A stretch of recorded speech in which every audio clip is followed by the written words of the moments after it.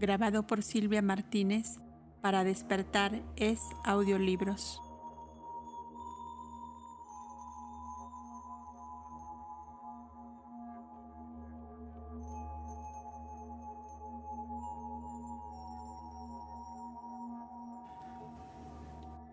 Sección 6. Ataque de un hombre de ciencia a la teoría científica de la fuerza. Hemos de citar ahora en favor nuestro las prudentes palabras de varios hombres de ciencia ingleses. Condenadas por unos pocos como cuestión de principio, son tácitamente aprobadas por la mayoría. Que uno de ellos casi predica doctrinas ocultas, en algunas cosas y con frecuencia equivalentes a un reconocimiento público de nuestro Fojat y sus 7 hijos, el Gandharva oculto de los Vedas, será reconocido por todo ocultista y hasta por algunos lectores profanos. Si quieren esos lectores abrir el volumen 5 de la popular Science Review, hallarán en él un artículo sobre fuerza solar y fuerza terrestre escrito por el Dr. B.W. Richardson, Frater Rosacruz, que dice lo siguiente. En este momento en que la teoría del movimiento como origen de todas las variedades de la fuerza empieza a ser de nuevo el pensamiento predominante, sería casi una herejía volver a suscitar un debate que desde hace algún tiempo parece haber terminado por acuerdo general. Pero acepto el riesgo y declararé, por lo tanto, cuáles eran las opiniones exactas sobre la fuerza solar del inmortal hereje, cuyo nombre he murmurado al oído de los lectores, Samuel Metcalfe. Partiendo del argumento sobre el cual se hallan de acuerdo casi todos los físicos, de que existen en la naturaleza dos agentes, la materia que es ponderable, visible y tangible, y un algo que es imponderable, invisible y solo apreciable por su influencia sobre la materia, sostiene Metcalfe que el agente imponderable y activo que él llama calórico no es una mera forma de movimiento, no es una vibración entre las partículas de la materia ponderable, sino por sí mismo una substancia material que emana del Sol a través del espacio, que llena los vacíos entre las partículas de los cuerpos sólidos y que comunica por sensación la propiedad llamada calor. La naturaleza del calórico o fuerza solar es discutida por él por las razones siguientes. 1. Puede ser añadido y extraído de otros cuerpos y medido con precisión matemática. 2. Aumenta el volumen de los cuerpos que vuelven a reducirse de nuevo en tamaño por su extracción. 3. Modifica las formas, propiedades y condiciones de todos los otros cuerpos. 4. Pasa por radiación a través del vacío más perfecto que sea posible formar, en el cual produce los mismos efectos sobre el termómetro que en la atmósfera. 5. Muestra fuerzas mecánicas y químicas que nada es capaz de contener, como en los volcanes, en la explosión de la pólvora y otros compuestos fulminantes. 6. Obra de un modo sensible sobre el sistema nervioso, produciendo dolor intenso y, cuando es excesivo, la desorganización de los tejidos. Metcalfe arguye, además, contra la teoría vibratoria, que si fuese el calórico una mera propiedad o cualidad, no podría aumentar el volumen de otros cuerpos, pues para producir este efecto debe tener volumen, debe ocupar espacio y debe por consiguiente ser un agente material. Si el calórico fuese únicamente el efecto del movimiento vibratorio entre las partículas de la materia ponderable, no podría radiar de los cuerpos calientes sin la transición simultánea de las partículas vibratorias. Pero es el hecho que puede radiar el calor de la sustancia material ponderable sin pérdida de peso de tal sustancia. Abrigando esta opinión sobre la naturaleza material del calórico fuerza solar, con la impresión bien grabada en su mente de que cada cosa en la naturaleza está compuesta de dos especies de materia, la una esencialmente activa y etérea, la otra pasiva e inmóvil. Estableció Metcalfe la hipótesis de que la fuerza solar o calórico es un principio activo por sí. Considera él que para sus propias partículas tiene repulsión, tiene afinidad para las partículas de toda materia ponderable y atrae las partículas de la materia ponderable con fuerzas que varían inversamente a los cuadrados de la distancia. Actúa así a través de la materia ponderable.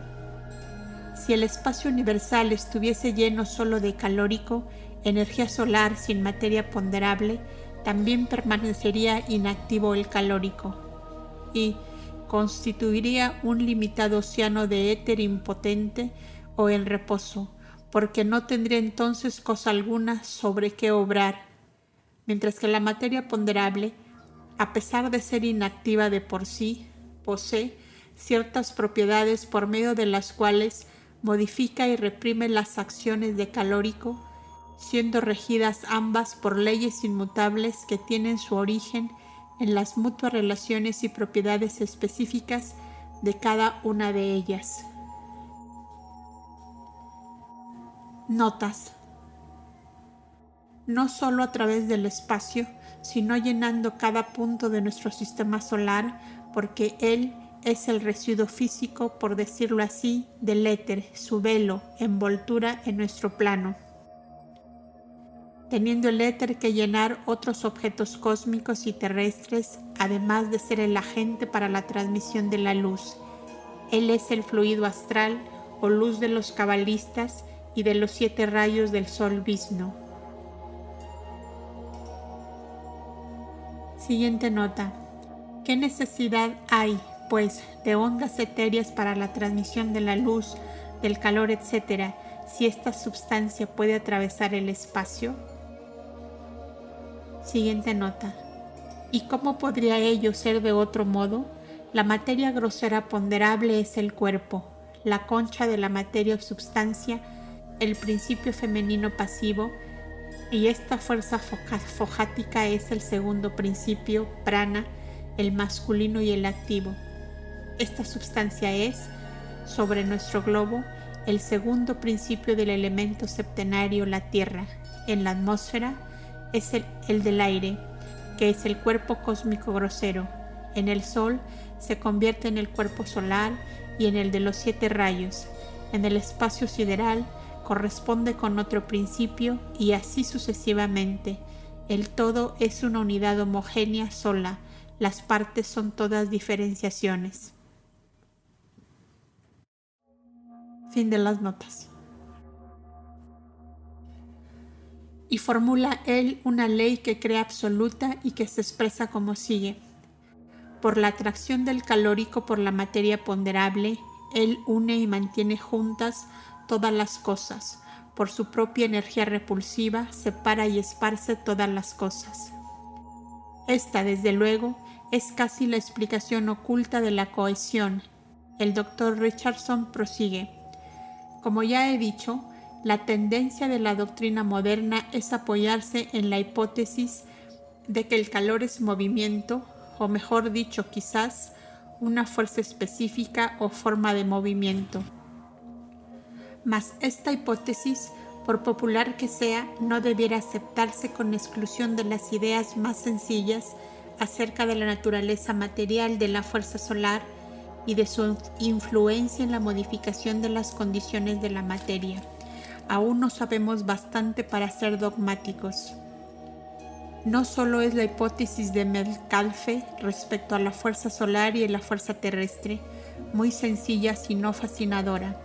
Hay 2 elementos en el universo, uno es la materia ponderable, el segundo elemento es el éter que todo lo penetra, el fuego solar. Carece de pesantez, de substancia, de forma y de color. Es la materia infinitamente divisible y sus partículas se repelen unas a otras.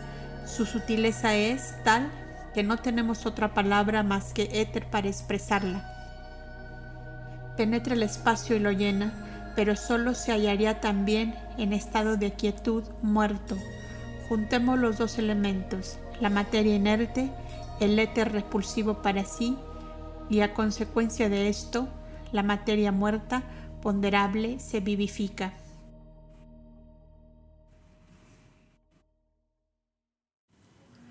Notas.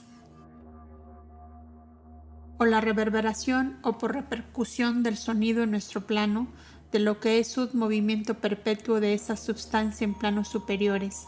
Nuestro mundo y nuestros sentidos son incesantemente víctimas de Maya. Siguiente nota. Sin embargo, no es el éter, sino solo uno de los principios del éter, siendo este último por sí uno de los principios de la kasha. Siguiente nota. Y así penetra prana o jiva todo el cuerpo vivo del hombre, pero solo sin tener un átomo sobre el cual obrar. Estaría en estado de quietud muerto, esto es, estaría en laya, o según la expresión de Mr. Crooks, encerrado en protilo. La acción de Foucault sobre un cuerpo compuesto o hasta sobre un cuerpo simple es lo que produce la vida. Cuando muere un cuerpo, pasa a la misma polaridad que su energía masculina y por lo tanto repele al agente activo, el cual, perdiendo su acción sobre el todo, se fija en las partes o moléculas y esta acción es llamada química. Vishnu, el conservador, se transforma en Rudra Shiva, el destructor, correlación que al parecer es desconocida por la ciencia. Fin de las notas. La materia ponderable puede estar inerte, pero jamás muerta. Esto es ley oculta.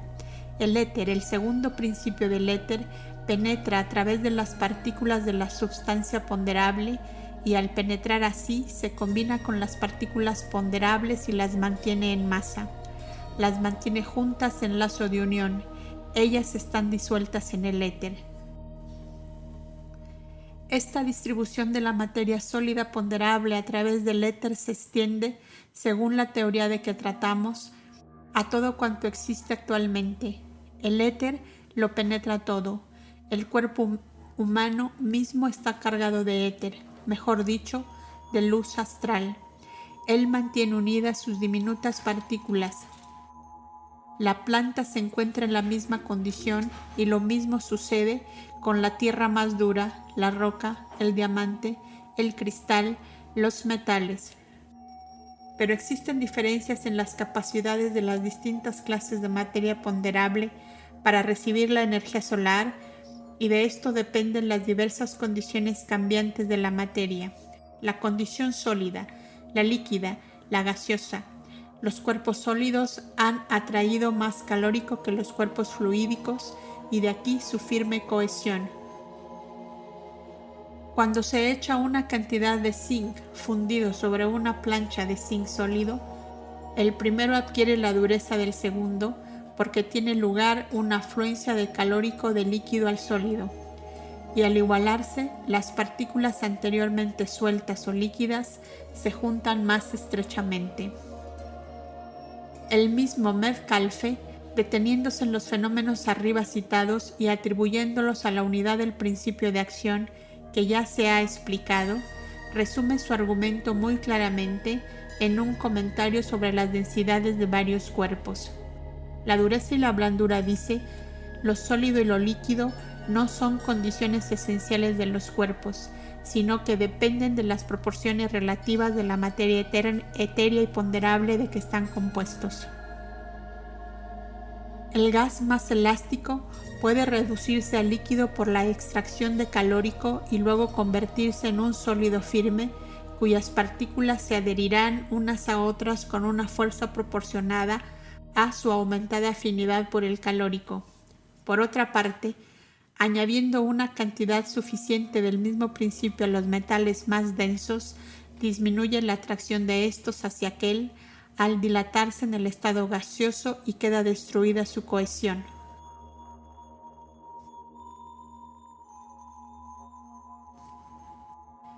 Después de citar así en extenso las opiniones heterodoxas del gran hereje, opiniones que para ser correctas solo necesitan una ligera alteración de términos aquí y allí, el Dr. Richardson, que es innegablemente un pensador original y liberal, procede a hacer el resumen de aquellas y continúa. No me extenderé muy largamente sobre esta unidad de la energía solar y la fuerza terrestre que esta teoría implica, pero puedo añadir que de ella, o de la hipótesis del mero movimiento como fuerza y de la virtud sin substancia, podemos inferir como la mayor aproximación posible a la verdad. Respecto a este asunto, el más complejo y profundo de todas las deducciones siguientes. A. El espacio interestelar, interplanetario, intermaterial, interorgánico no es un vacío, sino que está lleno de un fluido o gas sutil que, a falta de mejor término, podemos llamar, todavía a semejanza de los antiguos, Ait-Ur, fuego solar, Aéter. Este fluido, invariable en composición, indestructible, invisible, penetra todas las cosas y toda la materia ponderable. La guija del arroyo, el árbol que le presta su sombra, el hombre que lo contempla, están llenos de éter en varios grados. La guija menos que el árbol menos que el hombre. Todo cuanto existe en el planeta está cargado del mismo modo de éter. Un mundo está construido en fluido etéreo y se mueve en un mar de él. B. El éter, cualquiera que sea su naturaleza, viene del sol y de los soles. Los soles lo generan, son los depósitos, los difundidores del mismo. C. Sin el éter no podría haber movimiento. Sin él no podrían las partículas de materia ponderable deslizarse unas sobre otras. Sin él no habría impulso que excitase a la acción de aquellas partículas. D. El éter determina la constitución de los cuerpos. Si no hubiese éter, no habría cambio de constitución en la substancia. El agua, por ejemplo, solo existiría como substancia compacta e insoluble hasta un punto inconcebible para nosotros. Jamás podría ser hielo tan siquiera, ni fluido ni vapor, si no fuese por el éter. E. El éter pone en relación al sol con el planeta, al planeta con el planeta, al hombre con el planeta, al hombre con el hombre. No podría haber comunicación alguna en el universo sin el éter. No habría luz, ni calor, ni fenómeno alguno de movimiento. Así, vemos que el éter y los átomos elásticos son, en el concepto mecánico declarado acerca del universo, el espíritu y alma del cosmos, y que la teoría, presentada de todas las maneras y bajo cualquier disfraz, siempre deja a los hombres de ciencia mayor campo abierto para especular fuera de los derroteros del materialismo moderno, que el que la mayoría aprovecha. Ya se trate de átomos, del éter o de ambos, no puede la especulación moderna salirse del círculo del pensamiento antiguo, y este último estaba empapado de ocultismo arcaico. La teoría ondulatoria o la corpuscular es lo mismo, es la especulación derivada de los aspectos de los fenómenos, no del conocimiento de la naturaleza esencial de la causa y las causas. ¿Qué ha demostrado la ciencia moderna cuando ha explicado a su auditorio los últimos experimentos de Bunsen y Kirchhoff? Cuando ha mostrado los 7 colores, los primarios de un rayo que se descompone en un orden determinado sobre una pantalla, y cuando ha descrito las longitudes respectivas de las ondas luminosas, ha justificado su reputación de exactitud en el cálculo matemático, midiendo hasta la amplitud de una onda luminosa, variando aproximadamente desde las 760 millonésimas de milímetro en el extremo rojo del espectro hasta las 393 millonésimas de milímetro en el extremo violado. Pero aunque la exactitud del cálculo referente al efecto sobre la onda luminosa resulte así confirmada, la ciencia se ve obligada a admitir que la fuerza, que es la causa supuesta, produce, según se cree, ondulaciones inconcebiblemente diminutas en algún medio generalmente considerado como idéntico al medio etéreo, y ese medio mismo es todavía tan solo un agente hipotético.